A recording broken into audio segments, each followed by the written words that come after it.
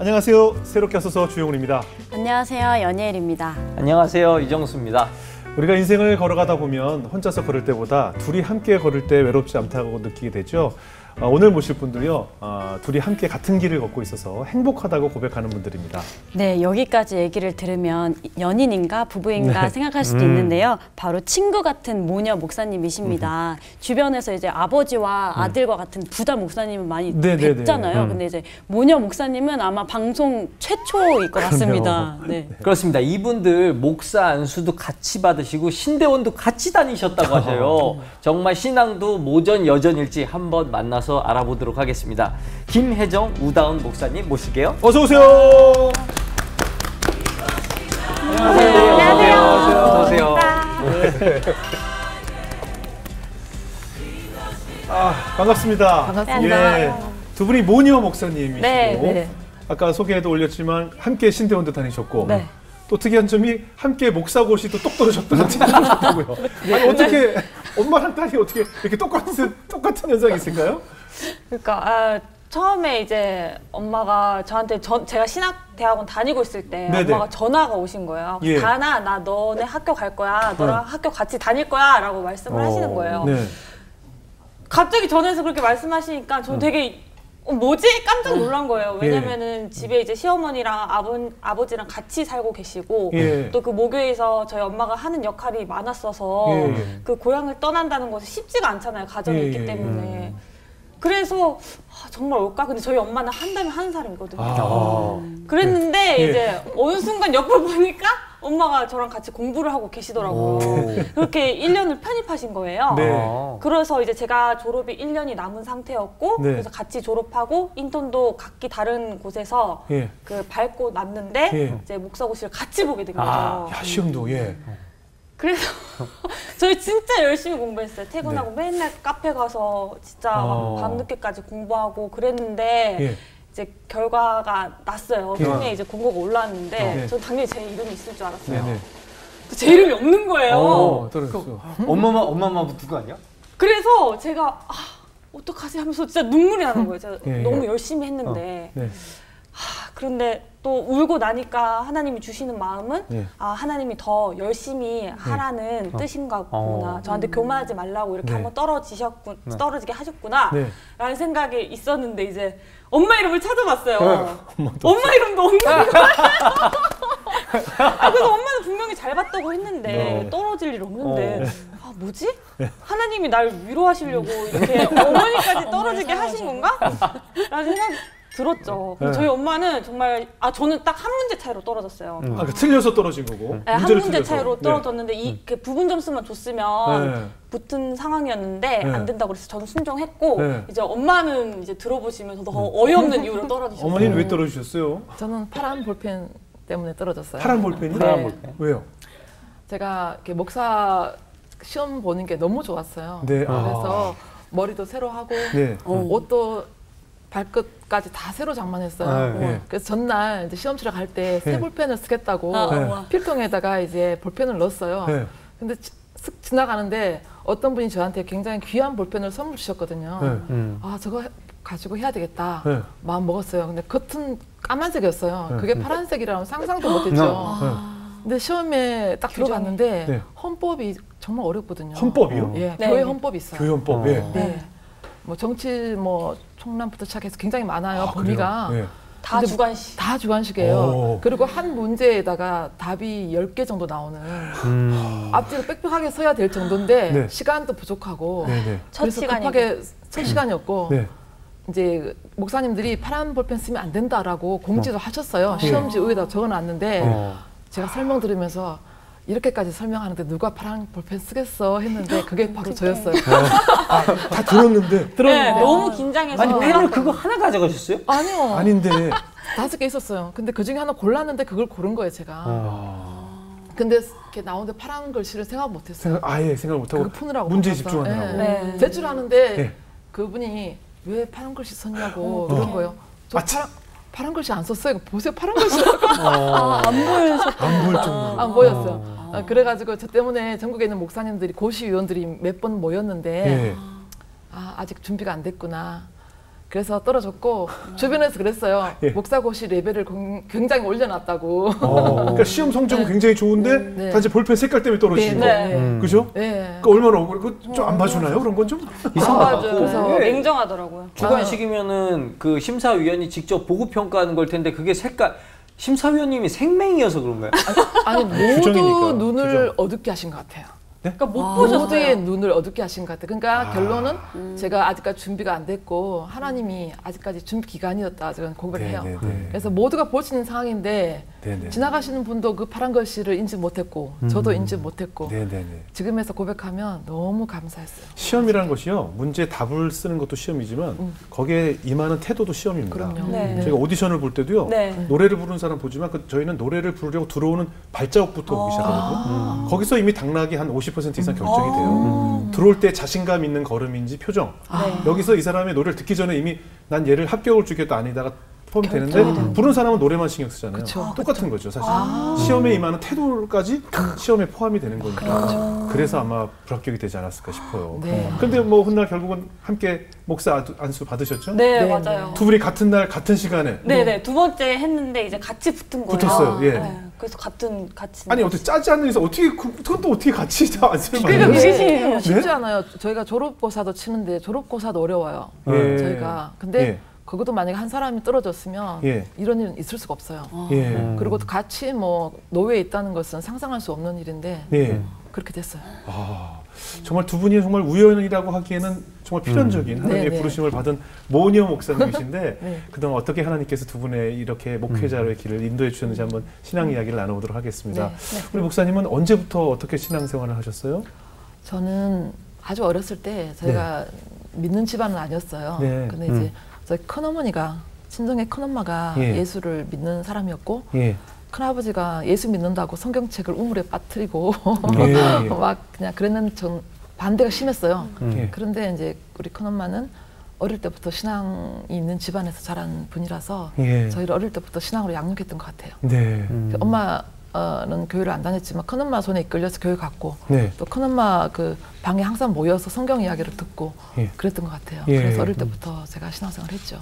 남편분은 어떠셨어요? 남편부터 모태신앙이고 근데 그 오빠는 이제 동네 오빠였었어요. 노는 거 좋아하고 저는 좀 공부 잘하고 모범생인 좀 재미없는 동네 언니고 교원이고 이제 남편은 동네 오빠 인기도 좋고 잘생겼고 그럼 이제 아드님들이 다 아빠 많이 닮았나요? 그쵸. 저도 닮았죠. 이거 뭔가 스파크가 좀 생긴 것 같은데 지금? 아니 남편분이 잘생겼다고. 조금 낫죠. 네네. 남편분이 장동건 씨 닮았어요? 장동건보다 더 잘생겼죠. 그건 좀 아니잖아요. 저 자료 제출 원합니다. 증거 자료. 그러니까 증거자료를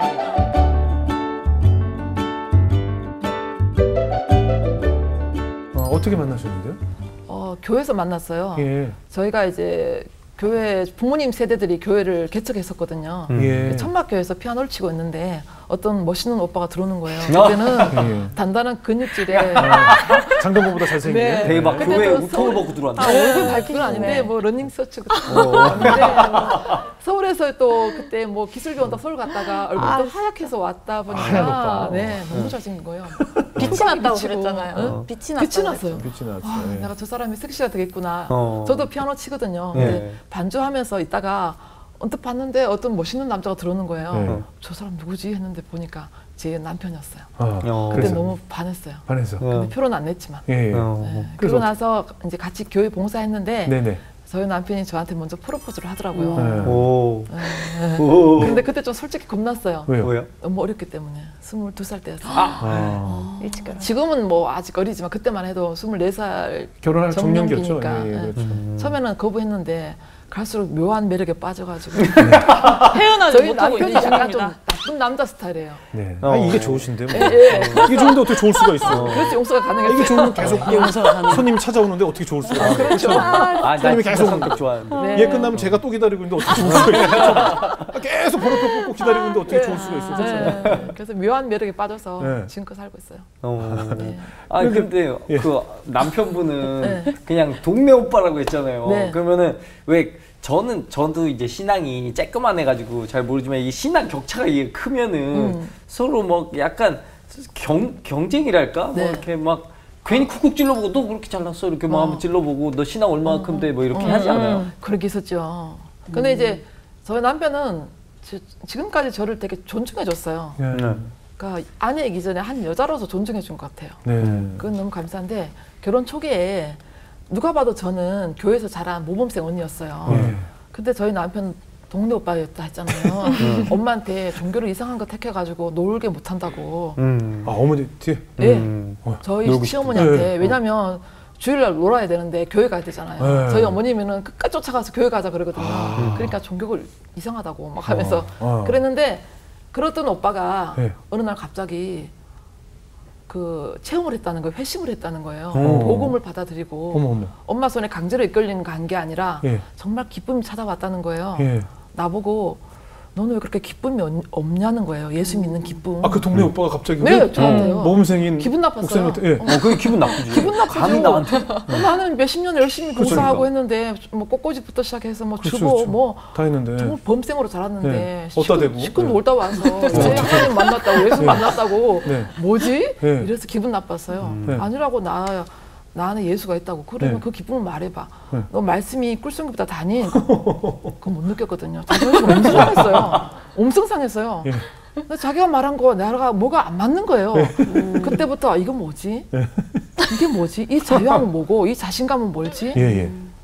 그래서 그 동네 오빠가 하나님 앞에 철저하게 회개하고 하나님 앞에 납작 엎드리고 하나님을 믿기 시작했어요. 지금 장로님 되셨거든요. 동네에서 사람들이 그랬어요. 친구들 그랬어요. 다른 사람이 예수 믿는다 하면 안 믿는데 네가 믿는 예수는 특별한 것보다 너가 믿는 예수 믿고 싶어 할 정도였었어요. 그래서 도대체 그 예수가 뭔데 사람을 이렇게 만들어놨어 할 정도로. 그래서 나중에 이제 그 말 듣고 자존심 상해가지고 금요 성령 집회 때 이제 피아노 치다가 고민에 빠졌어요. 내한테 없는 게 뭐지? 나는 책임감과 인정 욕구로 똘똘 뭉쳐가지고 조금만 많아지면 짜증나고 힘들고 왜 내가 이 일을 다 해야 돼?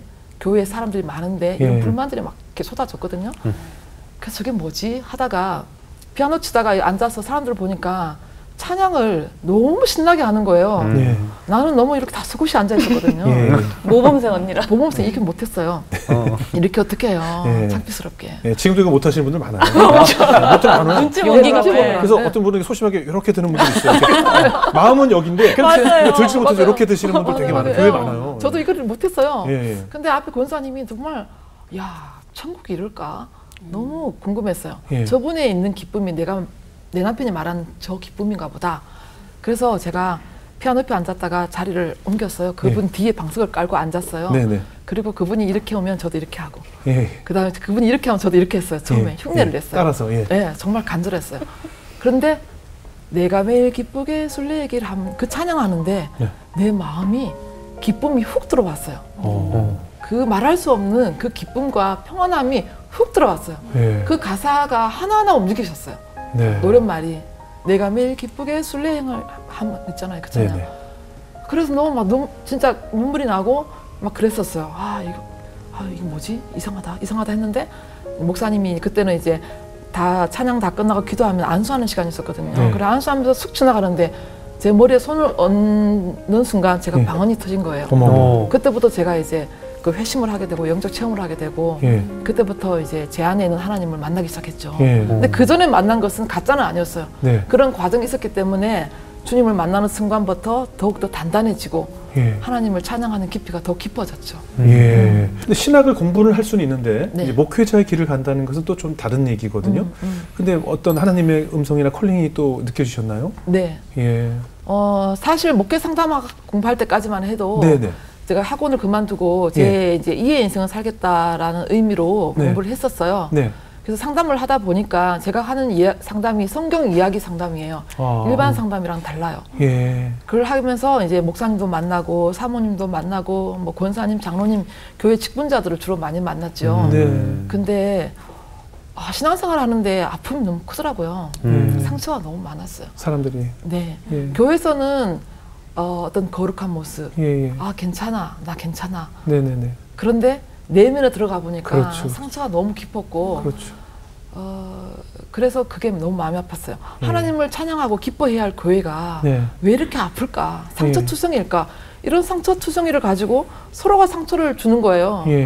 그리고 기도 중에 너무 아파서 울면서 기도를 했는데 그 교회 무너지는 모습이 저에게는 보였어요. 그때 이제 아마 되게 마음이 아팠고 그때 이제 하나님의 콜링이 왔었어요. 이렇게 목회의 길을 갔으면 좋겠다. 너가 이 아픈 교회 보이지 않느냐? 너가 이 길 갔으면 좋겠다. 여기 가서 어루만지고 그들과 함께 했으면 좋겠다라는 그런 마음의 메시지가 왔었어요. 그래가지고 저는 이제 신학을 먼저 하고 목회를 한 게 아니라 이제 목회의 마인드를 가지고 해야 되겠다라는 그런 결심을 쓰고 나서 서울까지 오기 힘드니까 제가 대구에서 공부를 하게 된 거죠. 또 다운증후군 아이를 통해서 또 하나님의 콜링을 느끼셨다는데 어떤 이야기인가요? 저는 살아있는 많은 천사들을 만났어요. 저랑 인간의 모습을 한 천사들을 많이 만났어요. 그러니까 제가 이제 목회를 해야 되겠다는 마음을 먹고 학원에 피아노 열 몇 대 있었는데 다 팔아버렸어요. 제가 음악 학원 했었거든요. 피아노 학원? 네네네. 미련 생길까 봐 다 버려버렸어요. 목회하는데 세상적인 것이 유혹이 남을까봐? 네. 왜냐면 피아노 있으면 어디서든 가도 제가 학원 할 거거든요. 학원. 될 것 같아서 팔아버렸어요. 미련 없이. 학원을 또 할까봐 팔았어요? 네. 그리고 팔고 그래. 지금까지 내가 40평생까지 교회 안에서 내부인으로 있었다면 외부인이 돼서 교회를 한번 바라보자. 그래서 이제 교회 문을 박차고 나가서 여기저기 다녔죠. 장애 치료센터, 그다음에 뭐 노인복지부터 시작해서 다 갔는데 밖에서 본 교회는 굉장히 문턱이 높았었어요. 그리고 장애를 가진 친구들은 교회를 오기면 굉장히 불편한 시선에 그런 느껴 하잖아요. 그러다가 어떤 이제 학부모가 저에게 왔어요. 지금 현재 만나고 있는 친구인데 우리 아이를 피아노를 좀 가르쳐주면 좋겠다라고. 그래서 자신 없었어요. 왜냐하면 장애가 있는 친구들은 그 감정이 굉장히 예민하기 때문에 그 아이 하나만 봐야 돼요. 제가 여러 명 하면서 그 아이를 컨트롤할 수 없기 때문에 처음에는 거절했었어요. 끝까지 책임질 자신이 없어서. 그런데 제 마음에 너무 마음이 아픈 거예요. 그래서 불렀어요. 근데 그 인연이 지금 15년째 지금 하고 있어요. 근데 그 아이가 왔을 때 엄마가 원장님 동료 한 곡, 학교종이 땡땡땡 요것만 치면 된다고 이것만 좀 하게 해달라고. 목표가 한 곡이라고? 걔 연습실에 들어와서 피아노 치면 1시간이건 2시간이건 거기서 나오지 않아요. 누가 그 방을 연습하자고 하면 막 땡깡 피우면서 하던 그 친구였어요. 그런데 이제 지금은 한 100곡 정도 외워서 쳐요. 100곡이요? 놀라워요. 놀랍고 외워서 치고 그리고 지금도 저한테 원장님, 우리 예쁜 원장님하고 막 가면은 어깨 툭 들으면서 참 좋은 사람이다 이렇게 이야기를 해요. 그런 친구들, 그다음에 이제 음악 치료하면서 장애우들을 많이 만났어요. 그 친구들은 어떤 발작 증세가 나거나 예민해지면은 돌변하거든요. 굉장히 사람을 해코지 한다 그러나 그런 상황인데 그때 하나님의 능력이 아니면 그 아이들을 다 쓸 수 있는 그런 게 없었어요. 하나님이 개입하셔야만이 그 아이들의 마음을 만질 수 있는 그런 상황이었거든요. 그때 그 아이들을 통해서 하나님 천사를 봤어요. 너무 순수하고 너무 예쁘고 그러면서 저는 사랑을 많이 받았어요. 아까 이야기했던 그 아이와 그 부모님들 또 수없이 만난 음악치료 과정에서 만났던 많은 친구들. 그래서 교회 문턱은 역시 높구나. 내가 만약에 목회자 한다면 교회 문턱을 낮춰야 되겠다. 먼저 다가가는 목사가 돼야 되겠구나. 라는 생각을 하게 된 거죠. 그러면은 이제 다음 목사님은 아까 현대무용 하셨다고 하셨잖아요. 근데 어떻게 또 목회자의 부르심을 받게 되셨는지. 제가 아직도 기억나는 사건이 있는데 그 난달이라는 곳에서 9시간 그 차를 타고 가야 도착하는 곳이 있어요. 근데 인도는 오지가 많아서 엄청 울퉁불퉁 비포 정도로. 그렇게 가는데 진짜 아침에 출발해서 저녁에 도착했단 말이에요. 근데 속으로 뭐 꾸녕꾸녕 했죠. 송 교사님 도대체 어디를 가시는데 그때 송 교사를 안 친했으니까 물어보지도 못하고 어디를 가시는데 저렇게 먼 데를 가시는 거지 하면서 이렇게 하면서 갔어요. 근데 9시간이 걸려서 딱 도착을 했는데 누가 있었냐면은 그 하반신 마비가 걸린 한 여자 아이가 딱 방 안에 이렇게 누워 있는 거예요. 그래서 진짜 딱 한 사람을 보기 위해서 이곳에 온 거잖아요. 그 아이를 만나러? 그 아이 딱 한 명을 보기 위해서 9시간을 달려온 거예요. 그래서 저는 그게 좀 놀랍기도 했어요. 와, 이렇게까지? 라는 생각이 들었는데 그때 선교사님이 아이가 표정이 어두워 있으니까 매니큐어를 발라주면서 예쁘다 예쁘다 해주시면서 하나님은 너를 사랑하셔 하면서 복음을 전하시는 거예요. 근데 그 아이가 막 선물도 주고 이렇게 막 하나님의 얘기도 해주고 하니까 아이가 감동받았는지 얼굴이 이렇게 편안해지는 거예요. 근데 저는 그때 그 성경책 그 신약에 보면은 예수님이 어린아이들과 함께 어울리시잖아요. 그리고 소외당하는 자들과 함께 하시잖아요. 근데 그 전까지는 제가 그 말씀이 이렇게 막 와닿지 않았는데 그 딱 그 모습을 제가 지켜보는 순간 와, 이 성경이 정말 진짜구나. 그 예수님이 딱 스쳐 지나가는 거예요. 이게 딱 이렇게 그려지는 거예요. 아, 예수님이 이러셨겠구나. 선교사님의 모습을 보면서. 근데 제가 선교사님을 보면서 와, 진짜 멋있으시다. 정말 이것이 생명을 살리는 일이고 정말 이게 귀한 일이구나 라는 것을 처음 깨닫게 된 거예요. 내가 하는 일이 이렇게 귀한 일이라면 나도 하고 싶다. 나도 이런 길을 가야겠다라는 생각이 처음 그렇게 든 거예요. 그래서 그 마음에 정말 이렇게 설명할 수 없는 벅참과 기쁨이 제게 왔었죠. 네, 그러고 나서 또 사건이 많았어요 또. 이거 무슨 사건이 있었어요? 계속 얘기해도 되나요? 저만 얘기하는 것 같아요. 아까 엄마 오래 하셨잖아요. 이제 그게 좀 더 해봐봐. 좀 해봤어요. 첫 번째 이제 저의 그 딱 귀에 박히는 그런 모습이었고 그렇게 오다가 이제 선교사님이 이제 그럼 아이들 피아노 가르쳐 보라라고 해서 그 센터에서 이제 피아노를 가르치게 됐는데 또 인도에는 이제 피아노를 배울 수 있는 여건이 안 돼요. 또 잘 사는 애들만 배울 수 있고 피아노 학원이 없어요. 근데 이제 센터에 이제 그 가난한 아이들이 오겠죠? 그런데 1시간을 걸어서 오는 거예요. 피아노 나한테 배우기 위해서. 1시간을 걸어서 왔는데 제가 뭐 이렇게 숙제를 내주면 엄청 잘 숙제해가지고 이렇게 오고 그 아이들의 순수한 모습을 통해서 제가 많이 솔직히 위로받았고 저의 그런 내면에 가지고 있었던 그런 것들이 많이 위로가 되었고 또 그 아이들이 막 꽃을 따다주면서 I love you teacher, 막 I love you teacher 막 이러는데 진짜 감동스러워. 네, 받아보지 못한 그런 아이들의 순수함을 통해서 위로를 받더라고요. 그래서 아 정말 하나님 그런 마음 주시더라고요. 아 이런 아이들 위한 목회를 해야겠다 라는 생각이 인도에서 참 많이 들었어요.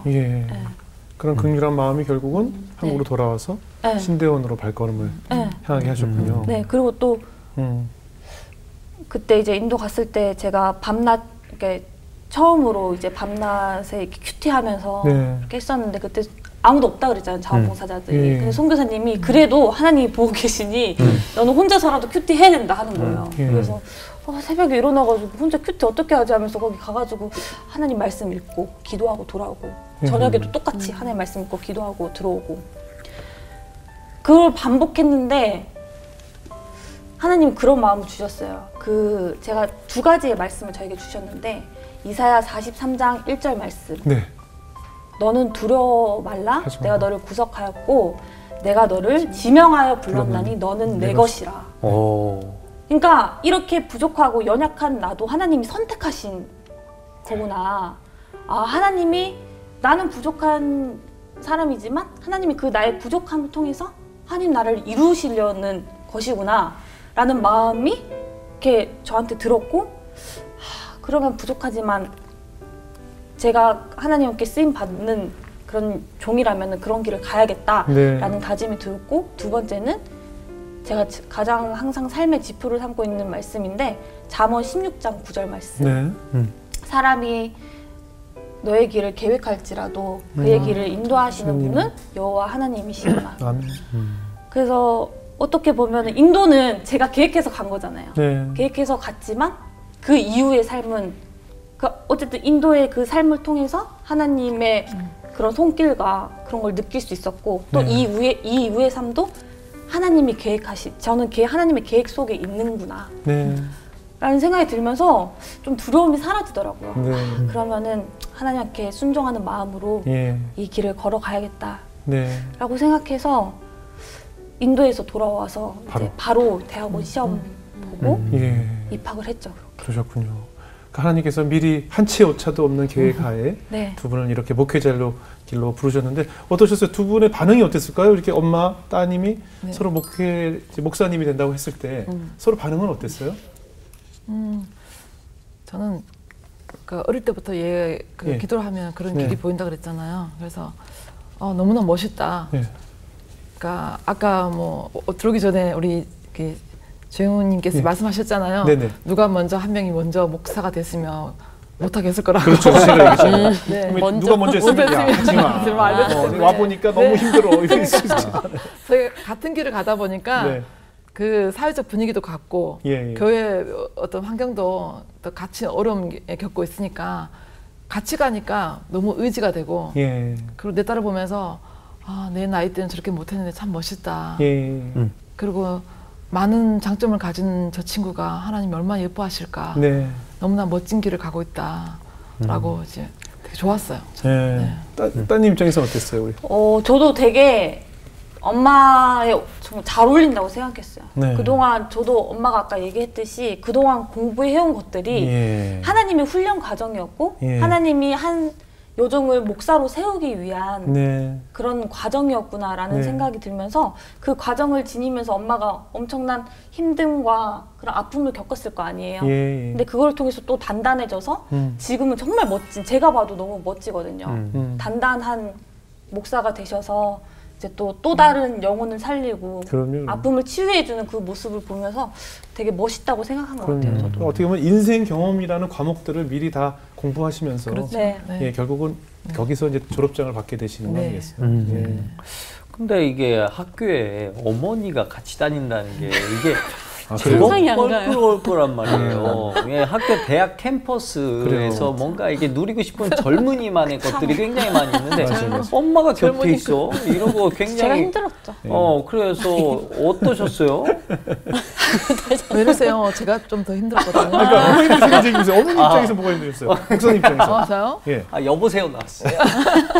아니 뭐 같이 발제할 때가 있어요.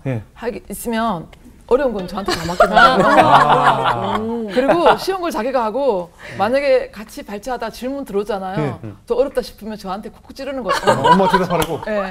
그런 어려운 걸 제가 맡았죠. 그리고 뭐 얘가 학교에서 성가대 지휘를 했거든요. 성가대 지휘할 때 그때 외국인 학생들이 있었는데 그 친구들이 너무 성가대를 하고 싶다 해가지고 또 딸 돕는 입장에서 토요일 날 되면 어디 못 가고 그 친구들한테 또 그 피아노 치면서 가르쳐주고 또 번역해주고 뭐 이런 식으로 옆에서 스포츠를 많이 했죠.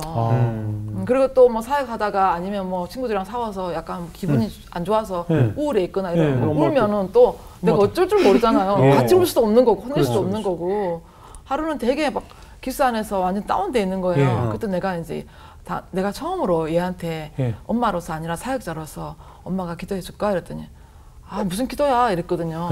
난 꼭 한번 하고 싶은데 나한테 기회 주면 안 되겠어? 이렇게 하니까 마지못해서 손을 내미는 거예요.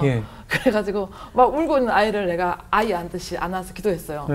기도할 때 이제 방언이 터지면서 엄마의 새로운 모습 보니까 얘가 울다가 놀래가지고 쳐다본 적도 있고. 같은 기숙사 방을 썼어요. 같은 심지어 202호. 네. 이건 뭐 그냥 집 아니에요. 기숙이 아닌데 기숙사가 아닌데 집이네요. 그럼 우 목사님 입장에서는 어땠어요? 따님 입장은? 같이 썼는데 사실 이게 제가 울고 싶을 때도 있잖아요. 근데 이제 방에 들어가면은 울지를 못하니까 막 흐느끼면서 울어야 되는데 엄마가 또 보면 속상해하시니까 그런 부분에서도 조금 힘든 그런 게 있었고 엄마에게 보이기 싫은 모습까지 봐야 되니까. 그리고 또 뭐 이제 자유 누구인지 자유. 어떤 자유? 어떤 자유? 연애할 때도 그러니까 저도 사실 그게 제일 불편한 거거든요. 다른 건 불편할 게 별로 없어요. 그게 궁금한 거죠. 이제 그 문제, 이성 문제 이런 거. 뭐 누구랑 이제 맞아. 그래서 막 이제 그런 부분에서 조금 걸리긴 했죠. 그런데 뭐 이왕 이렇게 된 거 그래요. 그냥 저도 이제 그냥 이렇게 된 거 아니에요. 저희 한신대가 그 뒤에 숲이 있고 산이 있어서 모기가 많거든요. 그러면 그 한신대 캠퍼스가 좁단 말이에요. 우리가 마음껏 통화할 수 있는 장소가 그렇게 많지가 않아요. 사방에 다 보는 눈들이 있어가지고 그러면 기숙사 안에서 자기가 무슨 엄밀한 뭐 친구들 간에 이야기할 때 저는 피해줘야 되잖아요. 말도 안 하고 밖에 나가서 모기 뜯긴 적 되게 많아요. 그래가 엄마 목소리 네. 나가시는 거예요? 한 번은 밖에서 전화기 들고 본인이 나가야죠. 한 번은 밖에서 통화했는데 엄마가 안에서 다 들리던 너는 왜 그렇게 큰 소리로 통화하냐고. 제가 오늘 지금 말씀하시는 거 보니까 전화도 좀 길게 하실 스타일이거든요. 그렇죠. 그래서 제가 알고 아는데 전화 굉장히 길게 할 스타일이에요. 네, 맞아, 굉장히 길게 굉장히 해요. 길게 하죠. 네. 모기 뜯기느라 밖에서 그러니까 얼마나 엄청 고생하지 몰라요. 그러니까 들어보면 사실 별 내용도 아니거든요. 그렇죠. 맞아. 근데 네. 그런 거 다 얘기하고. 예. 그런데 또 한편으로는 제가 그 엄마의 학창 시절을 그 학교 생활하는 것을 볼 수 있는 사람이 없지 않나요? 그렇죠, 그렇죠. 너무 특별한 거예요. 그러네요. 네. 그래서 되게 놀랐어요. 그렇죠. 와, 내가 엄마의 모습을 닮아 있었구나. 전 제가 되게 인싸라고 생각했거든요. 예. 그래서 항상 주변에 사람들이 몰린다고 생각했는데 네. 저보다 더 핵인싸신 거예요. 아, 그래요? 항상 엄마가 있는 곳에는 사람이 있고. 그래요? 그리고 제 또래들도 예. 언니 하면서 저보다 더 엄마를 따르더라고요. 따르고. 뭘 많이 사주셨나? 뭐 커피값도 많이 내시고. 네. 그리고 저보고 누가 다니 어머니 하면 저 대답 안 해요. 아 그래요? 네, 저는 김혜정이라고. 학생. 그렇지. 누구의 엄마가 아니라 불러달라고. 학생 김혜정으로. 예, 교수님도 다니 어머니 이러면 저 학부모로 온 게 아니라 학생으로 왔다고. 그렇지. 그게 맞는 그럼 거죠. 대답 안 했어요.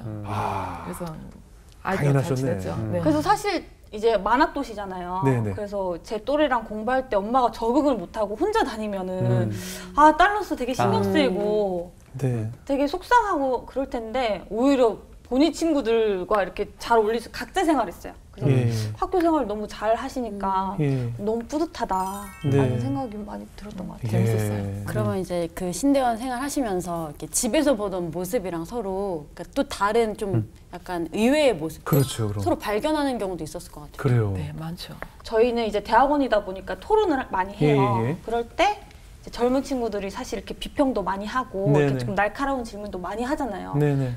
기분이 상할 수가 있단 말이에요. 새파랗게 어린 친구들이 엄마한테 그렇게 하면은 네네. 근데 엄마는 오히려 그걸 즐기시는 거예요. 더 해보세요, 더 해보세요. 그렇게 하면서 그의 서로의 다른 의견을 틀렸다고 말하지 않고 네. 그 다름을 인정하시더라고요. 그게 되게 그렇죠, 멋있었고 다름을 인정하시면서 또 본인의 그런 생각들을 예. 유하게 이렇게 예.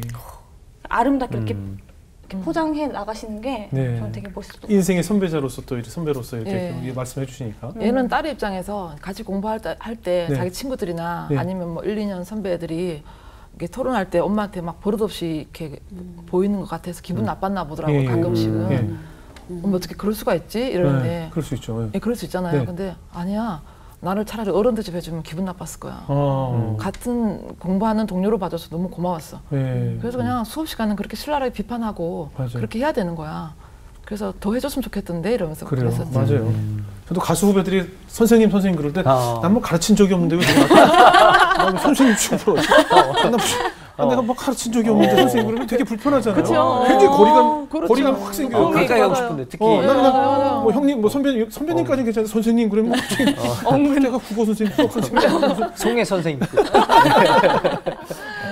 어떠세요? 두 분은 이제 앞으로 어떤 목회자를 꿈꾸십니까? 저는 교회 안에 네. 목사님들이 생각보다 상처가 많으세요. 네. 마음도 여리고요. 그럼요. 네, 하고 싶은 말 다 못하잖아요. 네네. 하나님과 소통하며 이렇게 살아가지만 연약한 육체의 모습을 가지고 있잖아요. 그러다 보니까 아픔이 많아요. 근데 신대원 들어갔을 때도 마찬가지였어요. 예. 그 친구들이 교회 현장 나오기 전에 그 마음의 상처도 좀 치유되고 하나님을 좀 편안하게 자유함을 누리면서 그러니까 세상이 주는 자유가 아니라 예. 하나님이 주는 그 하늘의 자유 그걸 느꼈으면 좋겠어요. 그래서 그 몸에 있는 그 상처로 인한 가시들을 다 발라내고 교회 와서 행복한 목회를 했으면 좋겠다 싶어서 저한테 기회가 주어진다면 네. 그 친구들을 상담하면서 그래요. 선배도 되었다가 친구도 되었다가 좋은 울타리가 되어서 그래요. 그 한 사람이 영적으로 건강하게 잘 성장하면 예. 파급 효과는 크잖아요. 교회 가서 얼마나 많은 영혼들을 만나요. 네네네. 그래서 그런 목회를 하고 싶어요. 목사 예. 후보생들, 준비생들에게 정말 필요한 네. 정말 필요한 의사예요. 예, 예. 기도해 주세요. 그럼요. 네, 정말 꼭 하고 싶어요. 전 정말 가장 필요한 역할이라고 네네. 생각해요. 저는 뭐 훌륭한 목사가 돼서 큰 교회 욕심 하나도 없어요. 1도 없어요. 예. 다만 저 그런 소명을 가지고 왔기 때문에 네. 신학교 안에 들어가든지 아니면 밖에 있든지 어떤 식으로든 예. 그 친구들에게 지금 하고 싶고 또 그런 차원에서 지금 졸업하자마자 그 친구들에게 장학금을 주는 시작을 했었어요. 네. 예, 왜냐하면 그렇게 안 하면 제 결심이 흐트러질까 봐. 그래요. 그래서 시작했고 또 어떻게든 그 친구들과 함께하는 그런 목표를 하고 있습니다. 꼭 그렇게 저희도 기도하겠습니다. 네, 감사합니다. 우리 우 목사님은 어떤 목회자가 되고 싶으세요? 네, 저는 다음 세대를 네. 위한 목회를 하고 싶어요. 네. 저도 되게 질풍노도의 시기를 겪었고 네. 어렸을 때부터 그런 오빠와 동생 사이에서 내면의 상처도 깊었고 그런데 그것을 치유할 수 있었던 거는 저는 하나님 안에서의 그런 자녀로서의 살아갈 때였거든요. 네. 그리고 또 저 이 사역을 하면서 또 이 일이 너무나도 보람되고 가치 있는 일을 느끼고 또 저의 그 정체성을 확인하는 시간이 되었고 그로 인해서 저는 이제 조금 자존감이 회복이 된 상태예요. 근데 지금 요즘 다음 세대 아이들도 하나님 안에서 행복했으면 좋겠는 거예요. 그래요. 사실 지금 많은 아이들이 경쟁 사회에서 내몰리고 있잖아요. 그렇죠. 특히 코로나로 인해서 네. 그러니까 한 친구가 이렇게 얘기해요. 저는 친구한테 다가가고 싶어서 그 친구를 그냥 친구야 놀자 하고 불렀는데 뒤에서 선생님이 떨어져! 그래서 엄청 화를 냈다는 거예요. 그래서 너무 속상하다는 거예요. 예. 근데 애들이 이제 코로나 때문에 이제 현장 예배로 재개된 지가 얼마 안 됐는데 그래요. 교회 와도 위축돼요. 그래요, 맞아요. 말도 안 하고 맞아요. 엄청 순수하고 해맑은 아이들인데 네, 네. 그런 모습을 보면서 저는 안타까움을 많이 느꼈고 맞아요. 교회에서만큼은 네. 얘네들이 있는 그대로 존중받고 행복했으면 좋겠는 거예요. 그래요. 그래서 제가 그 통로의 역할을 해서 예. 하나님의 사랑을 전하고 예. 또 그 어려웠을 때 그 신앙이 초석이 돼서 네. 그 행복한 기억을 가지고 어른이 되었는데 힘들고 아픈 순간들이 많을 거 아니에요. 네. 그 순간에서 이 어린 시절에 행복했던 신앙생활을 네. 기억한다면 아이들이 신앙인으로서 더 단단하게 성장할 수 있지 않을까? 네. 저는 그 모습을 보는 게 제 비전입니다. 아, 그래요. 정말 꼭 그 비전이 이루어졌으면 좋겠어요. 감사합니다. 자, 오늘 연일점이 어떠셨어요? 연일점에도 사실 목회하기 참 좋은 캐릭터인데요. 네.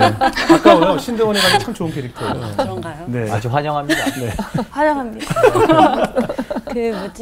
성도들이 이렇게 서로 교제하는 게 정말 중요하잖아요. 신앙생활 하면서. 근데 저도 엄마와 사이가 굉장히 좋아서 이제 항상 하나님 얘기를 하면서 이렇게 나눌 수 있는 게 그럼요. 진짜 최고 복이라고 저는 생각을 그래요. 하고 너무 감사한데 심지어 이렇게 목회를 같이 하시고 서로 나누실 때 얼마나 또 그러니까 이거는 세상과 그런 사람과의 교제와는 정말 피도 섞이셨고 얼마 비교할 수 없잖아요. 네. 진짜 하나님께서 큰 축복을 주신 것 같고 정말 아까 말씀하셨던 것처럼 모세에게 아론을 붙여주신 것처럼 모든 그런 사역 가운데 서로에게 힘이 되고 또 의지가 되는 그런 좋은 진짜 사람 냄새 나는 목회자가 되실 것 같다는 생각이 들었어요. 네, 그러고 싶어요. 네, 우리 희정수 씨. 감사합니다. 저는 저희 아내랑 어머니랑 2시간 이상 있으면 같이 있으면 싸우더라고요. 그래가지고 저도 많이 싸웠어요. 그러니까 이게 왜 이렇게 싸울까? 막 이렇게 생각을 했는데 오늘 두 분 보면서 좀 답을 좀 찾은 것 같아요. 가서 팁을 좀 줘야겠어요. 이게 얘기를 조금만 이게 방향만 잘 잡아주면 두 분이 사이좋게 좀 지낼 수 있을 것 같다는 생각이 문득 들어서 오늘 괜찮은 정답을 모범 답안을 들고 집에 가자. 다행이다. 저는 앞으로 이제 포스트 코로나 시대에 앞으로 여러 형태의 예배가 생길 거라고 생각이 들어요. 우리가 이번 코로나를 통해서도 비대면 예배도 접하게 됐고 앞으로 형태도 굉장히 다양해질 것이고 이 세상이 변화하는 것처럼 교회 형태도 예배 형태도 많이 변화가 될 거라고 생각이 들어요. 그러기 위해서 많은 역할의 목회자들도 필요할 것이고 하나님께서 분명히 사람을 부르는 데는 목적 없이 부르시는 것이 없다고 생각을 하거든요. 두 분도 하나님께서 목적이 있으셔서 두 분을 이렇게 함께 세우셨다고 들어요. 정말 중요한 얘기를 해주셨는데 앞으로 목회자를 유래할 수 있는 목회자가 분명히 필요하다고 저도 느끼는데 하나님께서 그렇게 해서 우리 김 목사님을 부르신 것이 아닌가 생각이 들고 또 우리 우 목사님도 마찬가지예요. 지금 유초등부를 맡고 계신데 우리 어린 시절에 저도 어린 시절부터 교회를 다녔지만 어린 시절에 유초등부 때 선생님이 해주시던 지금도 마찬가지지만요. 성경 이야기는 그저 아이들에게 전래 동화였고요. 나의 학창 시절에 교회에서 주신 말씀은 그저 이스라엘 세계사였어요. 내 삶과 적용이 전혀 안 되는 이야기를 그렇죠. 뭐 열심히 믿으라고 하나님이 살아계시다고 외치는데 하나도 내 삶에 와닿지가 않았어요. 성인이 된 이후에도 마찬가지였어요. 성경이 좋은 말씀인 건 알지만 내 삶에 적응이 안 되는 것이 가장 힘든 일이었거든요. 그러다 보니 저는 이제 앞으로의 교회도 지금 이 세상처럼 좀 더 변화해야 되고 좀 발맞춰 나가야 된다고 생각을 해서 예배 형태도 많이 변화가 됐을 때 우리 목사님께서 우리 아이들에게 그 말씀이 어떻게 삶에 적용이 되는지도 밝혀주시고 또 울고 매일 우울증 약을 드시는 불쌍한 우리 목회자분들 위로해 주시고 어디 가서 토해낼 수 없는 그 울분을 갖고 계신 목회자분들 그냥 함께 울어주세요. 함께 안아주시고 그것만으로도 저는 정말 우리 한국 교회사에 남을 훌륭한 목회자가 될 수 있으리라 믿습니다. 두 분의 역할이 그것이 아닐까 생각이 들어요. 예, 그렇게 쓰임 받으시고 저희도 두 분을 위해서 열심히 기도하도록 하겠습니다. 함께 울어줄 수 있는 목회자가 되주세요. 너무 위로의 말씀. 진짜 너무 위로가 되네요. 속이 시원해요 그냥. 두 분을 위해서 저희도 열심히 기도하겠습니다. 오늘 귀한 간증 나눠주셔서 고맙습니다. 네, 감사합니다. 감사합니다.